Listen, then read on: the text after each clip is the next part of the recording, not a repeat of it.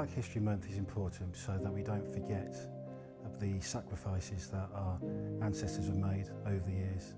Slavery, discrimination is well documented, and I think we can't forget because we don't want to make the same mistakes. As Bob Marley says, if you don't know your history, you don't know where you're coming from. And I think it's important that we don't forget the trials, the struggles that they went through to bring about change. I haven't got a favourite black role model. I've got an era, the 1950s in particular. Three people.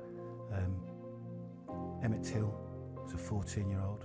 He walked into a shop and he spoke to the white shopkeeper. Later that evening, the husband of the shopkeeper and the son went to his home. He was beaten, he was shot, and he was lynched and then thrown into the river. And for me, that was really upsetting, because I think I'm getting emotional now. And that does invoke a lot of passion in me. It upsets me.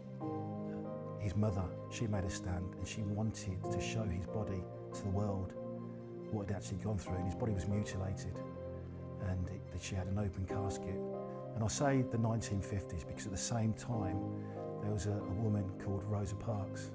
For me, women are overlooked a lot in history, in the history books, in terms of the civil rights movement. Those who don't know, she was the person that was on a bus and she was asked to give her seat up for somebody who was white, and she refused. And that then brought about change in some of the constitutions or the statutes in America.